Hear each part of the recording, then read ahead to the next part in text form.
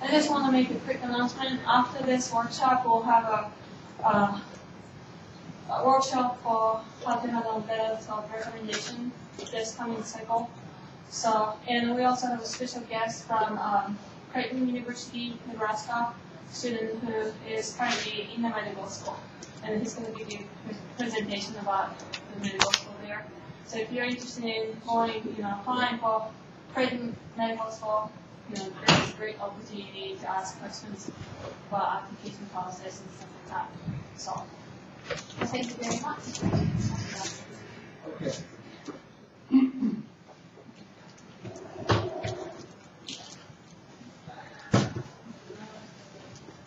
So, I didn't hear what my Yumi said, but let me just introduce my Yumi again. She's going out the door. My Yumi Kasai is the pre-professional advisor. If you don't know her, get to know her. Get to know either her or John Nelson. They have really good information. They're right here in Building 44, second floor. They're very nice. Set up for you to go in and talk to them. Ask your questions that you don't get answered today. She's going to be doing a workshop at 3 o'clock right after this about how to receive a good letter of recommendation, what to do. So stick around for that. I'd like to make a few announcements about AED. What is AED? Well, AED is the Pre-Med Honor Society. It's been around since 1951. The national organization has been around since 1928. The Utah Beta chapter here, we focus on pre-med students. We have service projects and other opportunities, including leadership, shadowing, and what other opportunities am I missing? Research. So we had the UROP lecture a few weeks ago, if you remember. To join, take a look at our website. You can find an application, find out more information about it. Last night we did a service project at Brighton Gardens where we made fitted hats for the elderly, with the elderly, and then we donate those to Fourth Street Clinic. It was a lot of fun. If anything, we really got to know each other and be able to network. So we're going to do that again tomorrow night. So if you're interested, we are driving people. If you need a ride, meet at the Wright Cycle Stadium southwest corner at 5:30. If you'd like to just meet us there at 5:30, it's at 76 South, 500 East, and we wrote that on the board.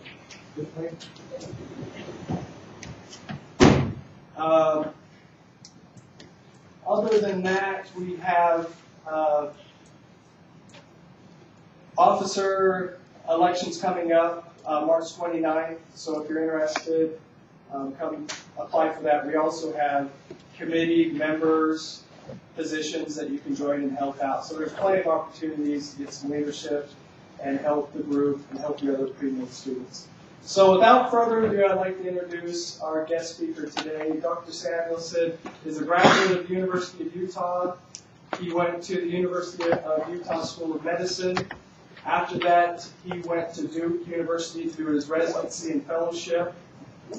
He's a professor and also the Senior Associate Dean of Admissions at the University of Utah.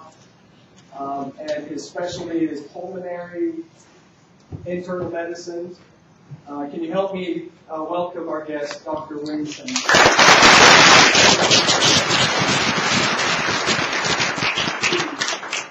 Well, thanks. I appreciate that introduction. It's nice to be here. I think I've told this group before, and some of you may have been here before. I said that I always remember AED, not back in 1951, which is before you and I was born. But we never had cool T-shirts. And just my knowledge, we never really do. We certainly never had pizza. But, anyway, it's nice to be here. So anyway, I'm aware that we're being videotaped, so you'll have to be on your video or whatever, tape it. I'm old. So we all need to be on our best behavior. That said, feel free to interrupt me. What I'd like to do is, I've got a few sorts of things that I've made some PowerPoint slides on. Most importantly are some examples. And they'll be pretty clear. I don't know that anybody needs to take a lot of notes and stuff like that.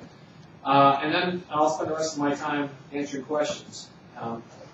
We won't want to cut into my workshop, but hopefully there'll be time for you to ask me as many questions as you want. Now, That said, is there anybody here that's currently waiting to hear from us? Yeah, okay. First, let me say how sorry I am. I was told a long time ago that the Dean of Admissions has friends for a year and enemies for life. I think that's really true. So, I can't do much for you to worry out your application in. Hopefully the rest of you, this will be of some benefit. Anyway, personal statement. Personal statement right now is just about the most important part of your application.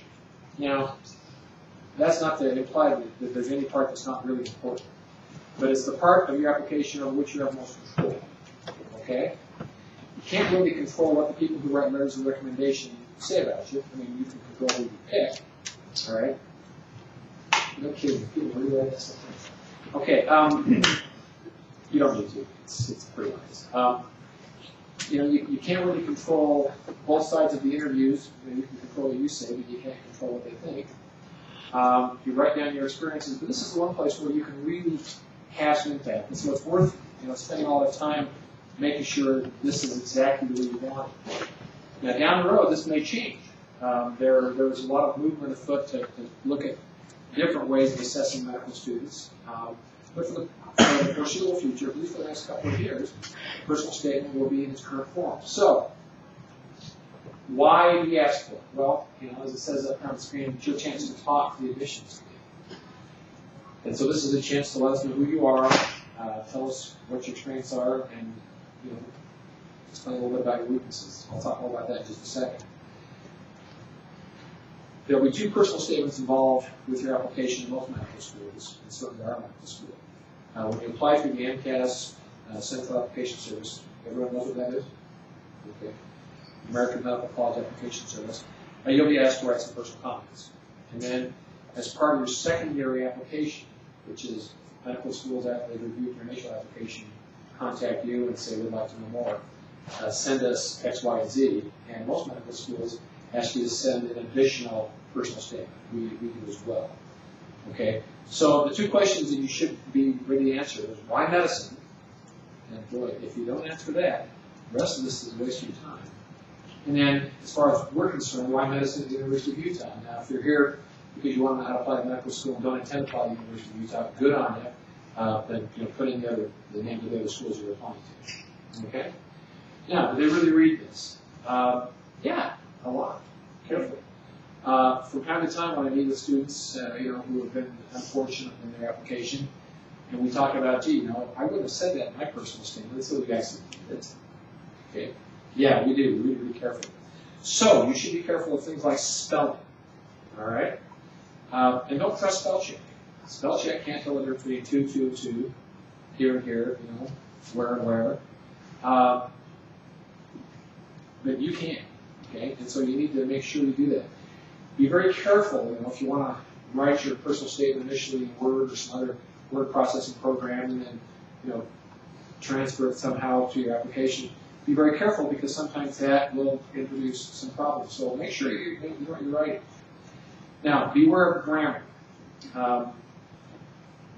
There is a temptation if you speak a foreign language to sort of quote, that language. You use phrases in another language. I really urge you not to do that. We're willing to accept that you know another language. But see, there are a lot of people who are native speakers in a variety of tongues. That's what on the admissions committee. So Spanish, Portuguese, Russian, French, German, there's more. Chinese, various Chinese dialects, Japanese. And so if you start throwing in these little things, and you may make an error, intentional, unintentional, whatever, all that tells them is you're not as smart as you want to be. Okay? And those of you that are Spanish speakers recognize that there's Spanish and then there's Spanish. Okay? A few years ago, we had somebody quote a colloquialism that she had learned in Mexico. And a member of our committee was a native speaker from a South American country who was quite offended by it, recognizing that what was referred to in Mexico as small bugs was a reference to genitalia in other countries. Okay? Save yourself the trouble. Don't go there. Okay? All right? Now, they will read very carefully, so they're very much aware of sentences that begin with Aye.